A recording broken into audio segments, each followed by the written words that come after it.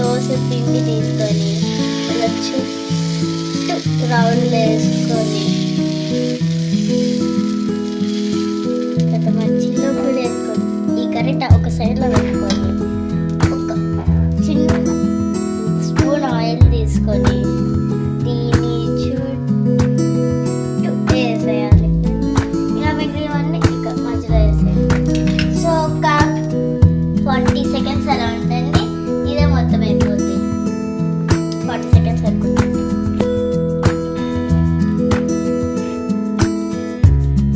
40 సెకండ్స్లో ఏంటంటే వెనక సైడ్ ఏమో చాలా బాగా చాలా బాగా వస్తుంది.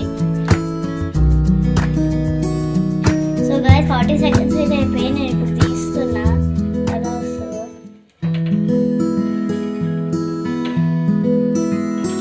సో గాయ్స్ టోటల్ ఇలా చేస్తే ఇలా వచ్చేసింది.